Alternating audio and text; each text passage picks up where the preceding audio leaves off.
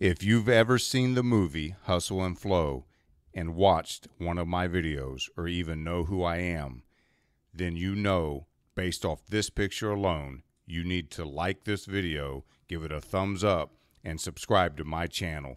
You do not want to miss this 10-part series when I cover life lessons for entrepreneurship and growth in the Hustle and Flow movie. What can we learn from a pimp?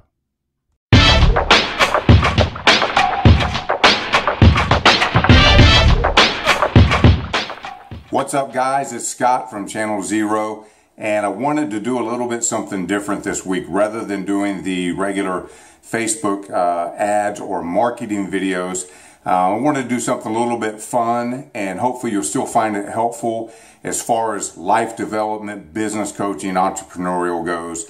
And what kind of inspired me was this week I went back and watched the movie Hustle and Flow. And I watch it at least twice a year just for motivation. Now, there's several movies that I do that with. Some of them are fiction, some of them are nonfiction. And I posted it on my Instagram, and some of the messages I got from Instagram and Facebook I found a little bit funny, because people were surprised that Hustle and Flow was one of the videos that I go to, or one of the movies, for inspiration. And it is fictional, and it's about a pimp and rap music. And you're thinking, what does Scott know about those things? Maybe a little more than you think. But no, in all seriousness, there's a lot of depth and layers to this movie that I don't think everybody gets. And I can really relate to the character and to the story on a variety of levels. And the more I learn and the more I grow, the more I really see the truth that is in this story, even though it be fictional. And so in that Facebook post, I put in there that there were such great points. I was kind of taking notes as I was watching the movie, and I wrote down stuff about chasing your dreams and build your team, and remember that all things work for your good, that you need to rise above your paradigms, that you can look for confirmations in a spiritual way, that you need to use a vision board to realize the strength of your network and the laws of separation, and use your gifts and your talents and those things you're naturally drawn to. Things may not come the way that you expect it, but they still can be manifest in your life. Prayers answered. Learn to delegate and empower others. Dream big. Be patient. Work hard, sacrifice, remember where you came from. Don't lose touch with that. There were so many great points that I began to list out on Instagram and on Facebook and wherever I made that post. And so I just thought it would be such a fun topic to kind of dig into those and reveal to you what I see in it, why I find it so inspiring and so motivating. And maybe you go back and watch the movie. If you've never seen it, you got to watch it. But maybe you'll go back and watch it with a different insight and a different way. So the main thing and what I wanted to do here then was to do kind of a series. So I want to do, it's probably going to be 12 short videos on each of kind of those points on how to take action, make decisions, change paradigms, delegate, vision board, whatever it be that I kind of made in that list. I just want to make a quick video for each of them and kind of go through it. I think it'll be fun. Hopefully somebody will get inspired by it. Somebody will get some cool ideas from it. If nothing else, you and I will just have some fun talking about a movie that hopefully we both enjoy. I know I love it.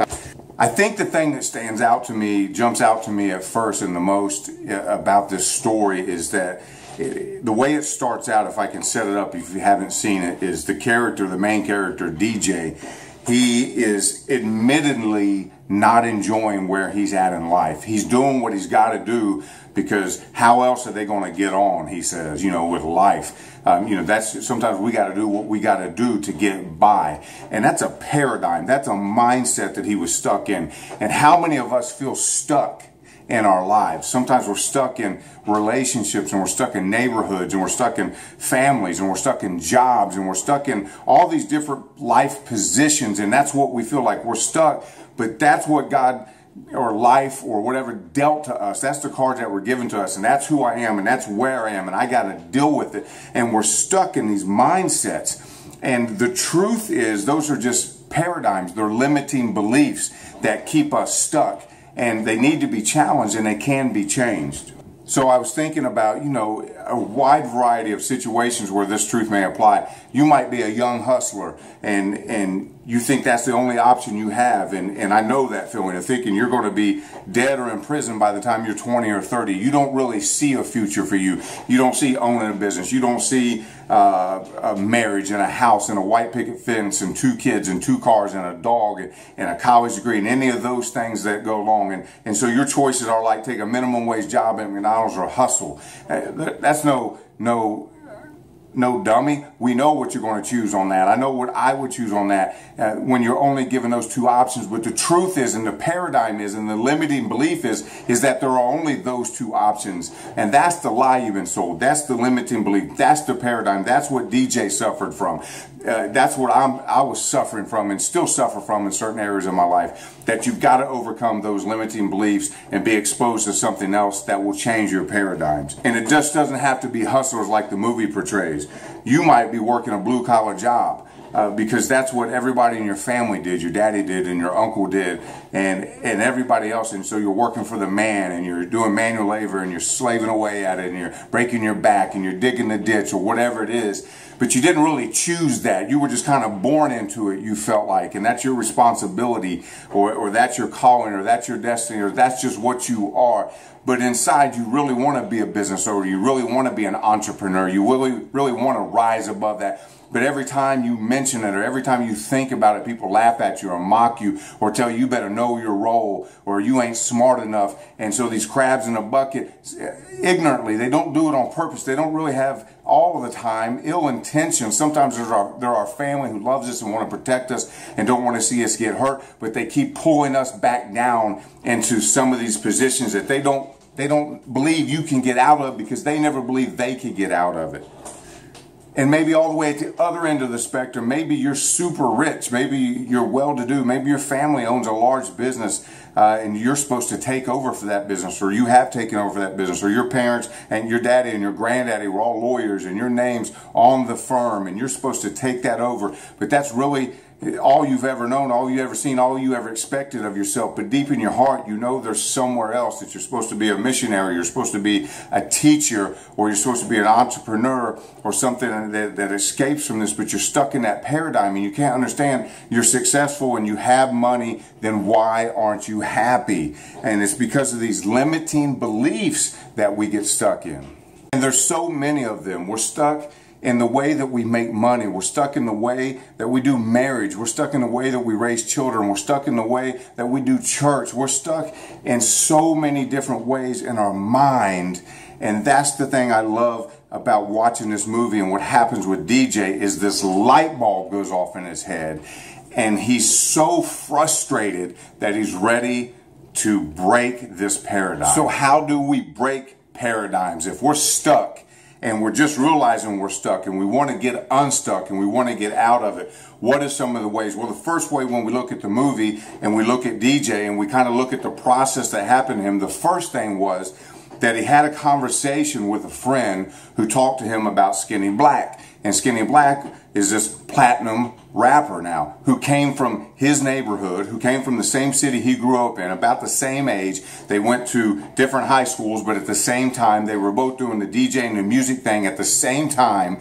And yet he's stuck in this paradigm and stuck in this city and stuck in this work that he really don't like, that he hates doing. He's just doing it to get on, to survive. He doesn't know anything else. But somebody tells him that Skinny Black, who was in the same position as him, is now a successful, well-to-do, rich, platinum rapper. And so, hip-hop artist, music artist. So the wheels start to turn. Somebody made it out of my situation. Somebody escaped from here. Somebody did better. Somebody my age. Somebody that was doing the same thing that I was doing at the same time I was doing it. But yet he proceeded to go on to something bigger and better, and yet I'm stuck here. Now, the thing that could happen there to us is it's kind of a dangerous place to be in when you start wrestling with those thoughts.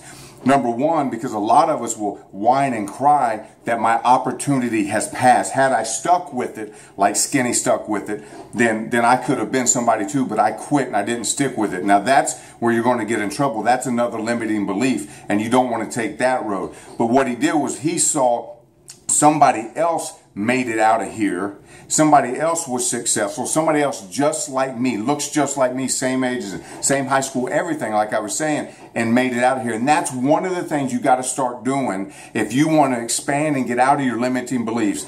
You've got to start looking around for people that are in your same situation who have done better, who have made it out, who have made something for themselves, who did what you want to do, and start finding those people to model. Start finding those people to believe in, and start meeting new people. Start expanding your social circle. Start going out and interacting with new people. And what you're going to find out is when you start going into these homes of these more well-to-do people, doing more well-to-do than you, or people successful in the industry you want to be in, or people that have successful marriages, or people that have raised good kids, or people that are running their own business, or whatever it is that you're going after, you're pursuing. When you start to go out and meet these people and spend time with them and go to their homes and spend time with their families and break bread with them and eat and have a drink with them and have some coffee with them or whatever, what you begin to learn is, man, this guy or this girl ain't smarter than me. They're not really better than me. They don't really have anything I don't have. In fact, have you ever worked for somebody that's in a management position or an owner position,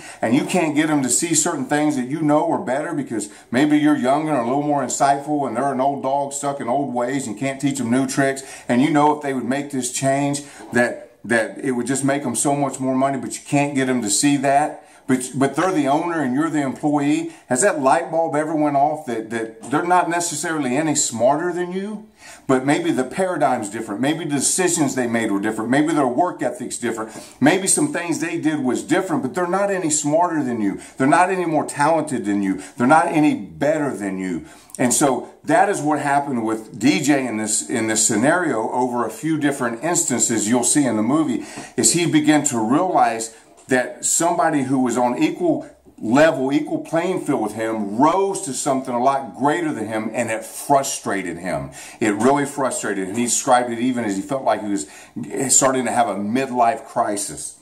So one of the first things that I would tell you to do in battling paradigms and overcoming whatever paradigm or limiting belief that you have about yourself is start interacting with people who are doing what you want to do. Because number one, you can model their behavior. To find a mentor to model their behavior. You can model it. If you can't do it in person, you can do it in books. You can do it online. We live in an age of information and technology that is mind-blowing. Do you realize 50 years ago, 30 years ago, if you wanted to find a millionaire to mentor you or teach you a class or personally interact with you or attend their school or lectures or whatever, how hard that would be, you'd have to travel to Los Angeles or New York or wherever they were and pay thousands of dollars to be in a seminar or somehow try to get their attention or show up at their door. So many difficult things to find a mentor, somebody to pour into. But now online with the internet and the technology that we have, there are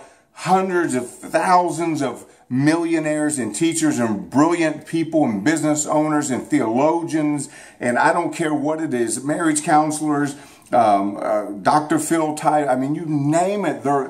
They have courses online. They're willing to interact with you. You can get their Twitter. You can get their email. You can get their Facebook and comment on their stuff. To find a mentor, to find a class, to find something to mimic, something to look at, something to model, is you are without an excuse to be able to do it in this day and age without an excuse. Something else you need to find is find one person that's in your circumstance, in your situation, that came from your age group, from your generation, from your ethnicity, from your social status, from your income background, from your family background, from I don't care what it is. Find somebody that made it out, because if one person overcome whatever you're looking at, your struggling marriage, your struggling business, your struggling attitude, your struggling weight loss, getting in shape, you're struggling health, you're struggling saving money, you're struggling getting out of debt, you're struggling with raising your kids.